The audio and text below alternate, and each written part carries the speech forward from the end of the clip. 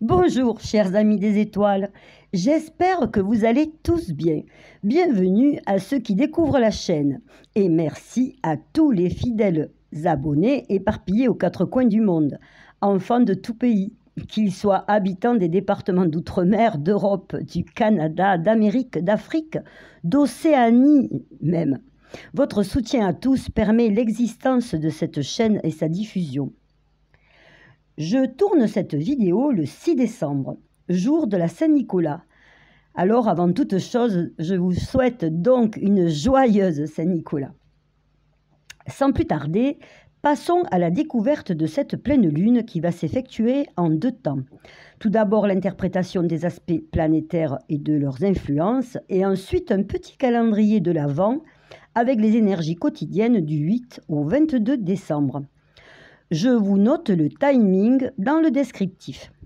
Voici donc l'atmosphère générale de cette pleine lune et de sa demi-lunaison. La pleine lune du 8 décembre a lieu dans le signe des Gémeaux. Les Gémeaux, les jumeaux, dont nos frères, nos sœurs, si nous en avons, occuperont nos pensées. Notre flamme jumelle, notre âme sœur, gémellité implique l'être proche. Ainsi, les voisins, l'entourage sont en correspondance avec les Gémeaux. Se rapprocher en communiquant, donc les petits déplacements, les messages, les véhicules nous occuperont ou nous préoccuperont. Les échanges, bien sûr, échanges énergétiques aussi, mouvement d'argent, achat, vente. La pleine lune est en sesquicarré à Pluton par le biais de Mars rétrograde. Les événements transformateurs seront du domaine des Gémeaux, de tout ce qui permet de se relier et de communiquer, véhicules, téléphones, ordinateurs. Mars rétrograde peut demander diverses réparations dans tous ces secteurs. Réparations aussi dans une manière de communiquer, des réconciliations, des pardons. Mars est conjoint à cette pleine lune. Nous serons très actifs dans tous les domaines précités.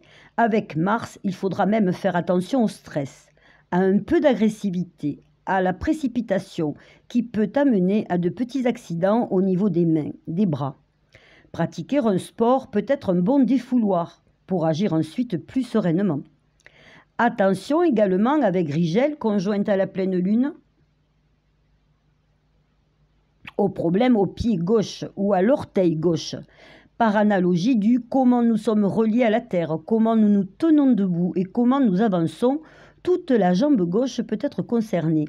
Quoi qu'il advienne, si vous avez un problème de ce genre, pensez à supprimer les produits animaux et leurs dérivés comme les laitages. L'étoile Rigel positionnée sur le talon gauche d'Orion nous parle de Gaïa, notre mère terre, et de la punition qu'elle inflige à ce dernier. Le chasseur Orion se vante de vouloir tuer tous les animaux de la planète. Gaïa enverra alors un de ses animaux, le scorpion, piquer mortellement Orion à son talon gauche. Nous savons désormais par ailleurs que les produits animaux, viande, laitages sont inflammatoires. La rémission passe donc par leur suppression et par une alimentation saine, en accord avec Gaïa au moins le temps de la guérison. Le vertex est conjoint à notre pleine lune. Le vertex signifie sommet, mais est surtout une ouverture, une porte. Le signe des Gémeaux invite aux rencontres. Le vertex vient appuyer cette influence. L'image de ce vertex est une cafétéria présentant de nombreux produits régionaux. Certains d'entre nous se retrouveront pour partager un encas, boire un café ou une bière. L'image peut aussi être assimilée au magasin. Les portes coulissantes des supermarchés n'ont pas fini de s'ouvrir et de se fermer, ce temps de lunaison.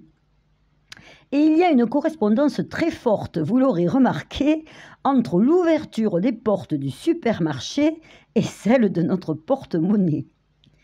Ici, l'image des produits régionaux représente ce qui nous nourrit, non seulement sur le plan physique, mais également au niveau de notre psychisme, de notre âme. Nous pouvons rencontrer de nouvelles personnes, partager de nouvelles idées. nous ouvrir à des connaissances, des enseignements différents. Le Soleil en Sagittaire est sur un degré de crèche, de renaissance, de culte collectif de régénération. Bien sûr, Noël est dans nos pensées, mais même pour ceux qui ne le fêtent pas, c'est une période de renouveau. Régénération à venir, car en fin de lunaison, le 21 décembre, ce sera le solstice d'hiver pour l'hémisphère nord. Après cela, la lumière devient supérieure à l'obscurité. C'est aussi cette renaissance que nous fêtons à Noël, la victoire de la lumière sur l'ombre. Vénus est conjointe au Soleil. Vénus, l'objet de nos désirs. Vénus est maître de la conjonction Uranus-Nœud Nord en Taureau, notre but.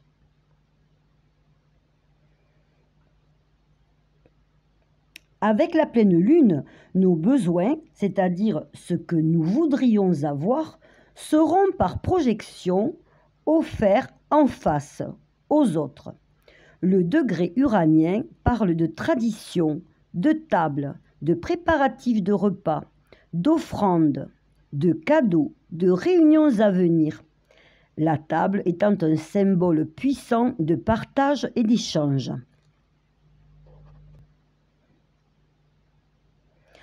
Une des images du Soleil est aussi le degré d'une gare. Certains d'entre nous envisagent sans doute de prendre le train et préparent leur déplacement. Le Sagittaire, signe solaire, est aussi le signe des vacances.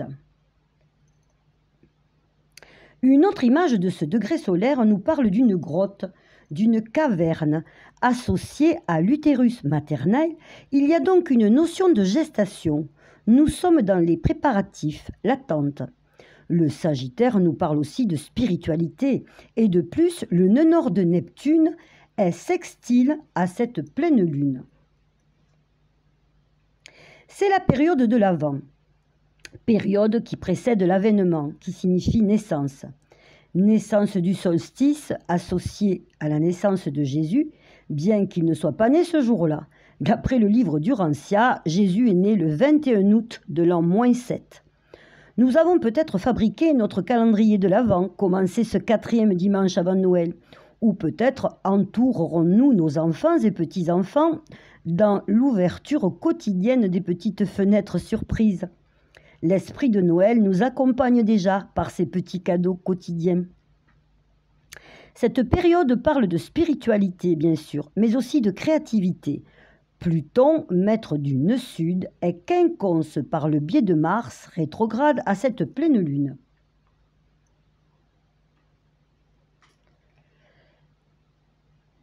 C'est un partage. C'est cuisiner, décorer, peindre, prendre une guitare, préparer des chants, des poésies, des contes. L'étoile fixe Véga de la Lyre est d'ailleurs en quinconce à ce nœud nord neptunien. Elle nous donnera une âme d'artiste. Le Soleil, notre ego, la manière dont nous nous déterminons, est carré à Jupiter-Neptune.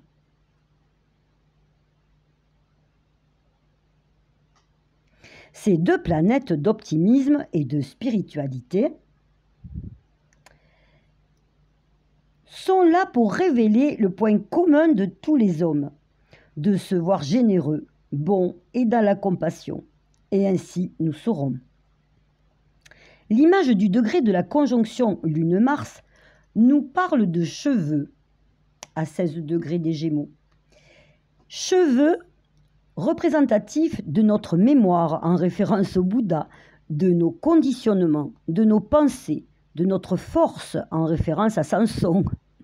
Nous aurons le besoin d'aller chez le coiffeur, d'épurer nos pensées, de les organiser, de les transformer, d'y mettre de la lumière et de la couleur pour nous sentir plus beaux, beaux comme équilibrés, actifs, efficaces, forts. Ici, nous recherchons l'ordre, la paix du mental.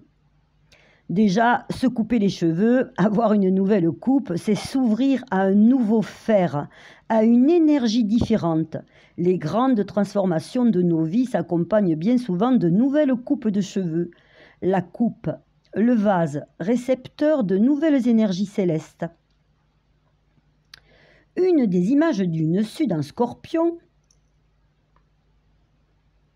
Une des difficultés de cette pleine lune est un homme porte un masque comme au théâtre. Hormis le fait que nous soyons obligés de porter un masque, le degré nous parle de système immunitaire, de protéger qui nous sommes. Avec Uranus au nœud nord, il est nécessaire de ne pas nous laisser noyer sous une avalanche d'informations, de choses à faire et surtout un excès d'adaptation aux demandes extérieures, à des énergies invasives. Les mots liberté et indépendance de nos manières de vivre au quotidien déteignent sur le collectif. L'image d'une sud transcendée est le sauvetage d'un noyé. Il est important de nous recentrer souvent et de rester fidèles à nous-mêmes, à nos désirs et nos buts. Dans cette image, sur un tout autre plan, il y a également une notion de secret, de dissimulation, de quelque chose qui arrive du passé et qui va se transformer, car le maître du nœud sud, Mars, est conjoint à notre pleine lune. Il va y avoir un éclairage sur une transformation, une renaissance. Avec l'influence du nœud sud, il peut y avoir une problématique d'éclairage. Avec Uranus noir conjoint à Saturne et Uranus au nœud nord, prévoyons bougie et pull. Saturne, trigone à cette pleine lune, peut nous parler de travail à la maison, de cuisiner, d'obligations familiales, mais aussi sur ce degré de journaux, de médias, d'incertitude, de solitude. La solitude peut bien sûr être un état de fait, mais nous pouvons être très entourés et nous sentir bien seuls, et au contraire être seuls physiquement et nous sentir entourés, soutenus, pleins de gratitude pour ce que nous avons.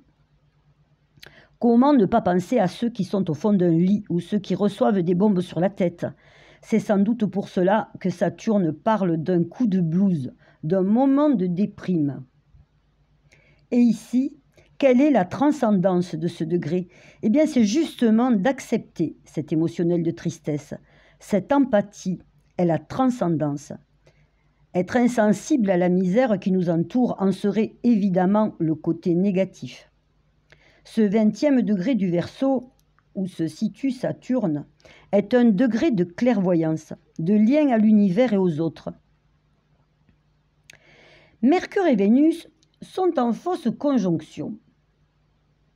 Vénus étant en Sagittaire et Mercure en Capricorne. Vénus est dans le jeu, la liberté, le rêve, et Mercure est sérieux, préoccupé de sujets graves. Mais contre toute attente, cette conjonction est la marque d'un besoin de charmer, d'être charmé aussi. Il y a un besoin de légèreté, de plaisir, peut-être annexé, car cet aspect est en plus carré à Jupiter en conjonction à Neptune. Besoin de s'évader, de s'émerveiller. Nous serons dans les excès de dépenses, de nourriture. Il est bien connu que plus les circonstances extérieures sont rudes, plus nous avons besoin de nous amuser, de rire, de danser, de partager, de nous lier.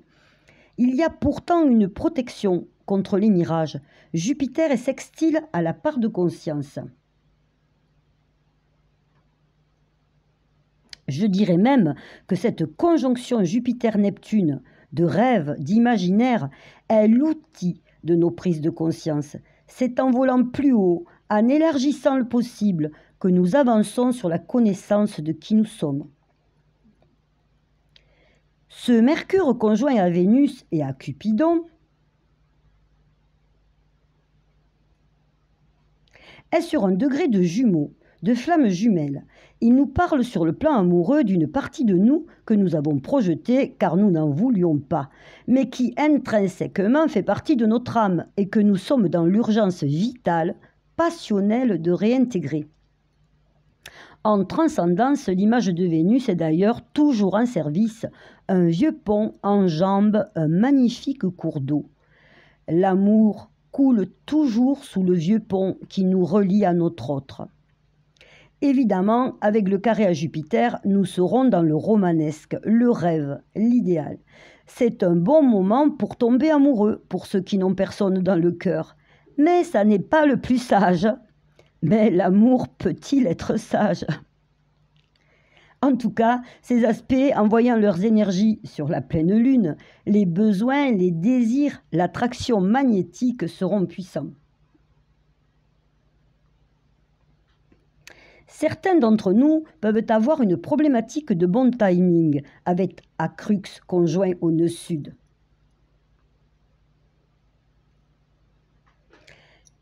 Si nous ne sommes pas prêts, dans tous les cas, aimons-nous d'abord. Vous remarquerez ou vous énerverez de ce que je laisse la part belle au libre arbitre, mais nous nous donnons, suivant nos croyances, notre niveau de conscience et d'évolution. Un même aspect peut apporter, suivant qu'il soit transcendé ou non, deux résultats parfaitement opposés.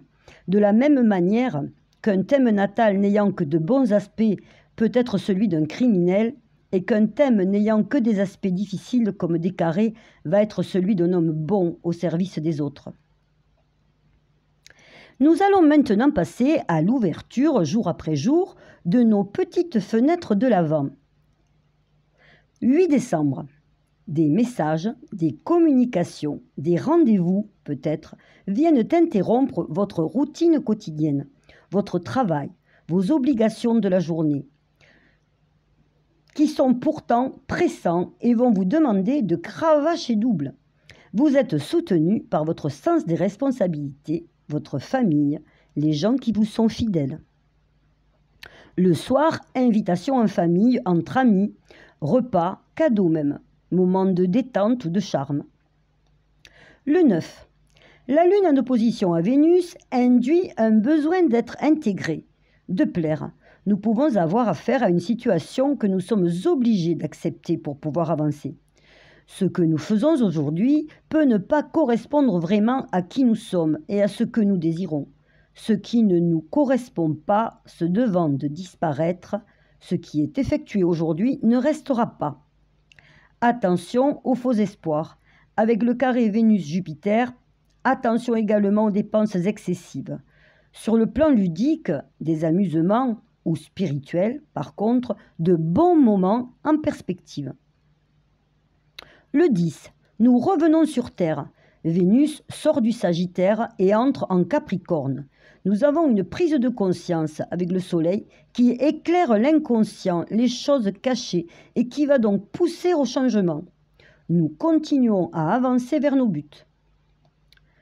Le 11. Il est bon aujourd'hui d'interpréter notre rêve de la nuit. Ce jour, nous sommes tournés vers notre lune en Cancer, notre intériorité, notre foyer, notre famille.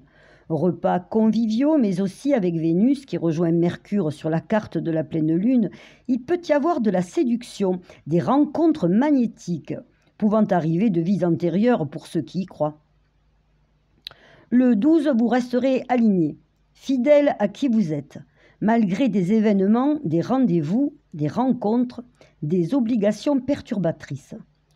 Le soir en particulier, vous serez récompensé pour votre sens des responsabilités, votre travail. Le 13. Aujourd'hui, Vénus rejoint Cupidon sur la carte de la pleine lune. Vous avez des objectifs de réussite, d'avancée dans votre vie. Vous êtes sérieux, équilibré. Vous voulez vous sentir beau, vous aimer, être aimé. Vous avancez vers vos buts.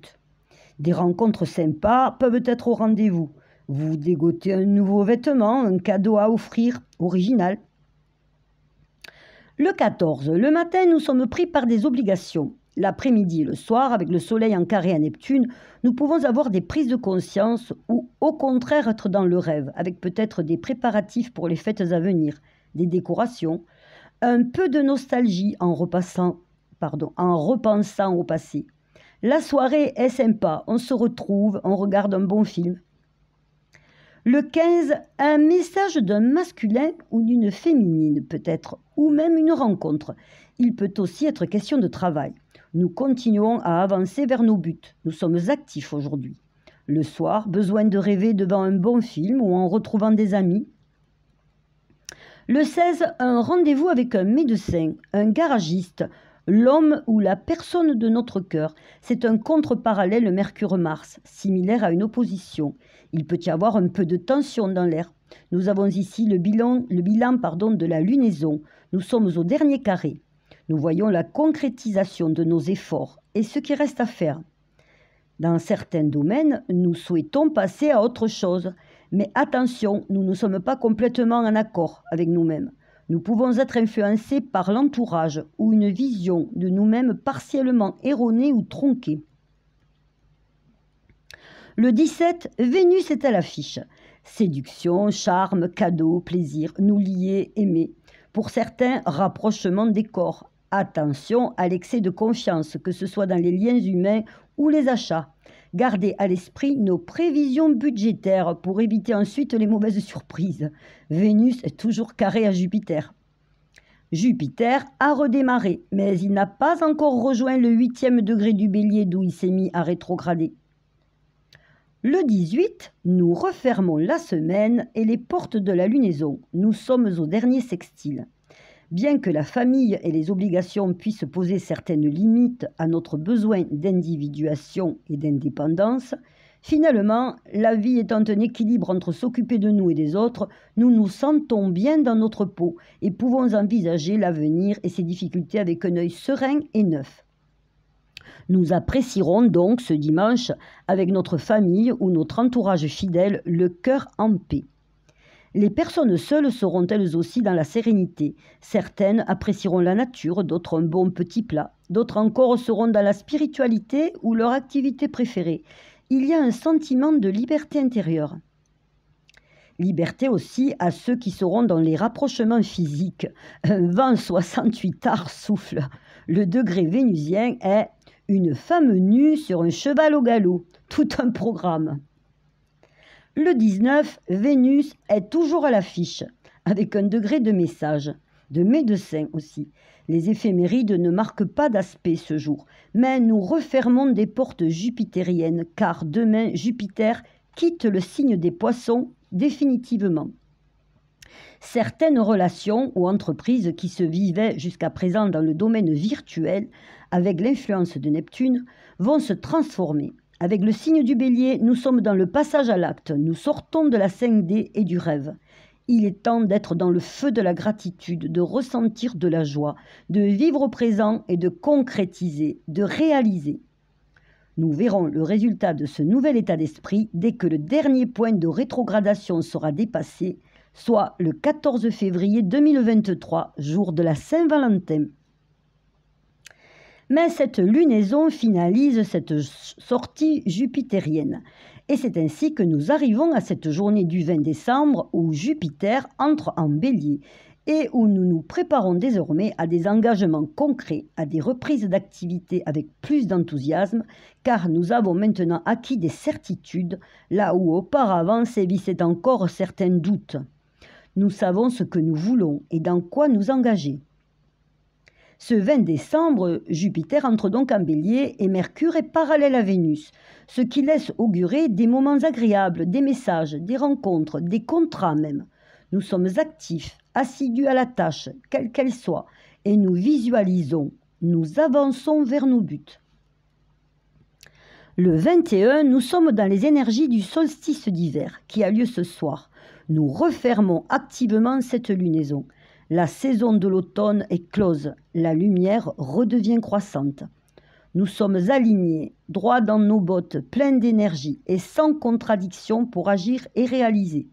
Nous continuons de barrer sur notre liste ce que nous avions prévu de faire. Le soir, possibilité de réunions amicales ou d'enseignements uraniens qui mènent à plus de connaissance de soi, à une ouverture de conscience. Le Soleil est carré à Jupiter. C'est bien sûr Noël qui commence à prendre beaucoup de place dans nos vies.